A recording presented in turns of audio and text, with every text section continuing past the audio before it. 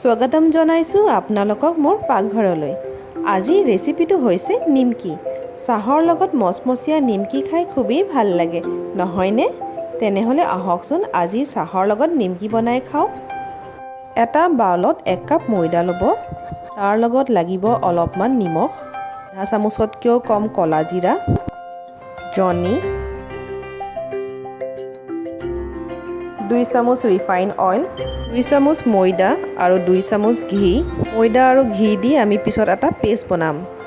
এতিয়া ময়দাখিনিত নিমখ দিব, তাৰপিছত দিব কালা জিৰা আৰু আজৱাইন।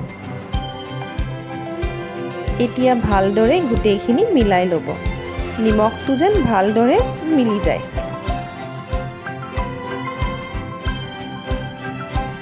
তাৰপিছত 2 চামুচ ৰিফাইন অইল দিব আৰু এই গোটেইখিনি ভালদৰে হাতেৰে মিলাই লওক।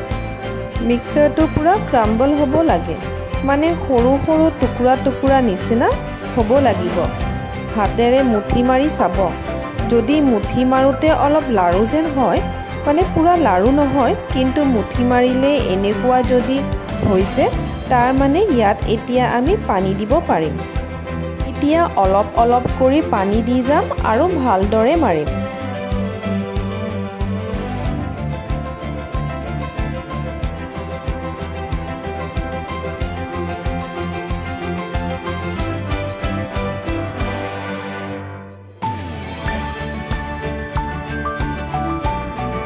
ভালদৰে মাৰা হৈ গৈছে।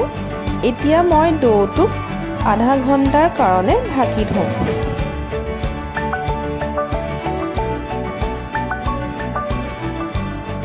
আধা ঘণ্টাৰ পিছত প্লাষ্টিকটো খুলি ল'ম আৰু ইয়াক আৰু অলপমান মাৰি ল'ম। যিমানে মাৰা যায় সিমানে ভাল হয়।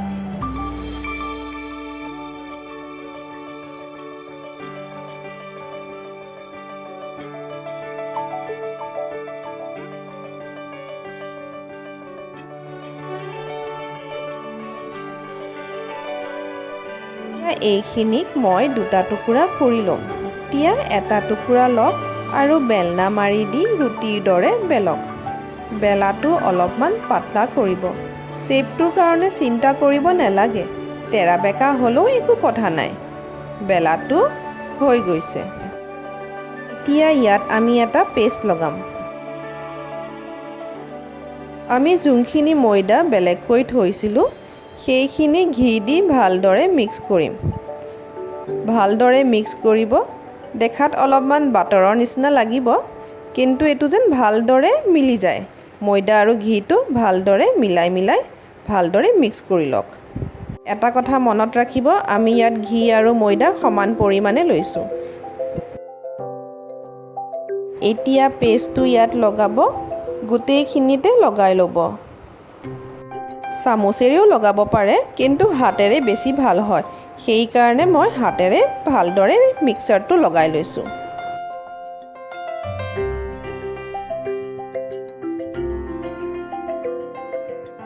গোটেইখিনিতে লগোৱা মোৰ হৈ গৈছে।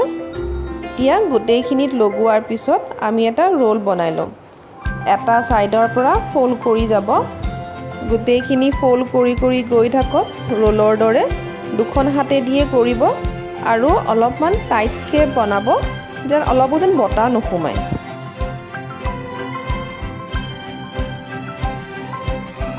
এতিয়া 2খন হাতেৰে আমি এনেকৈ কৰি পেলাই ৰোলটো আৰু অলপমান দীঘল বনাই ল'ম।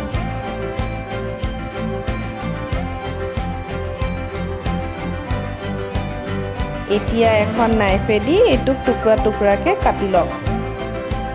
কাটা টুকুৰাবোৰ চাব যাতে গোটেইখিনি সমান হয়, কাৰণ কোনোবা এটা যদি ডাঙৰ হয়, কোনোবা এটা যদি সৰু হয়, পিছত আপোনাৰ নিমকিৰ শ্বেপবোৰো তেনেদৰে হ'ব।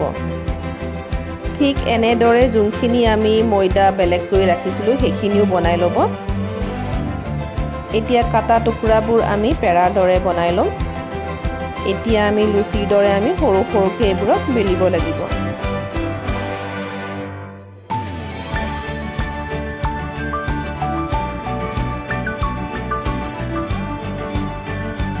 বেলা হৈ যোৱাৰ পিছত ঠিক আগৰ দৰে আমি ঘি আৰু ময়দাৰ পেষ্টটো লগাম। হাতেৰে ধুনীয়াকৈ গোটেইখিনিতে লগাই ল'ব। লগোৱাৰ হোৱাৰ পিছত এইটো আমি ফ'ল্ড কৰি ল'ম। ফ'ল্ড কৰাৰ পিছত আকৌ আমি ময়দা আৰু ঘিৰ পেষ্টটো লগাই ল'ম হাতেৰে। পেষ্টটো লগোৱাৰ পিছত এইটো আকৌ ফ'ল্ড কৰক। এইবাৰ তিনিকোণীয়া শ্বেপ বনাই লওক। এতিয়া আমি বেলনা মাৰিৰে লাহেকৈ অলপমান দবাই পেলাই নিমকিটো অলপমান ডাঙৰ বনাই ল'ম। ঠিক এনেদৰে আমি বাকীখিনিও আমি এনেকেই বনাই ল'ম। এতিয়া আমি নিমকিবোৰত কাটা চামুচেৰে ফুটা ফুটা কৰি ল'ম। ফুটা ফুটা কৰিলে কি হ'ব, এইটো পিছত যেতিয়া আমি তেলত ভাজিম ই লুচিৰ দৰে ফুলি নাযাব। দুটা ছাইডতে কাটা চামুচেৰে ফুটা বনাই ল'ব। আৰু এখন কৰি দেখাইছোঁ। আপুনি ফুটাটো যিদৰে বনাওক তেনেকেই বনাব পাৰে। কাটা চামুচটো আমি এনেকৈও ধৰিব পাৰে। এতিয়া আমি নিমকিবোৰ ভাজিব লাগিব। ভাজোঁতে মনত ৰাখিব ফ্লেমটো যেন একেবাৰে ল' হওক। নিমকিবোৰ ভাজা যোৱাকৈ তেল অলপ সৰহকৈ দিব। তেলটো কিমান গৰম হৈছে চাবৰ কাৰণে মই ময়দাৰ টুকুৰা এটা এনেদৰে দি চাই লৈছোঁ। এতিয়া আমি ল' ফ্লেমতে নিমকিবোৰ এখন এখনকৈ ভাজি যাম। নিমকিবোৰ আপুনি ল' ফ্লেমতে ভাজক। হাই ফ্লেমত কিন্তু ভাজিলে নিমকিবোৰ ভিতৰখিনি নিসিজিব আৰু ওপৰৰবোৰ গোটেই জ্বলি যাব। নিমকিখিনি মোৰ ভাজোঁতে 10 মিনিটমান লাগিছে। এতিয়া মোৰ নিমকিবোৰ হৈ গৈছে। এতিয়া মই এইখিনি উঠাই ল'ম। আপুনি দেখিলে নিমকি বনাবলৈ অতি সহজ। চবৰে ঘৰতে এই সামগ্ৰীখিনি অতি সহজতে পোৱা যায় আৰু এই নিমকি বজাৰৰ নিমকিতকৈ বেছি ভালো হয়, কাৰণ আমি ইয়াত ফ্ৰেছ তেল দিছোঁ আৰু ই বজাৰতকৈ হাইজেনিকো হয়। তেনেহ'লে ঘৰতে বনাওক আৰু কেনেকুৱা পালে মোক নিশ্চয় ক'ব। এয়া চাওক, মই এখন নিমকি ভাঙি দেখুৱাইছোঁ।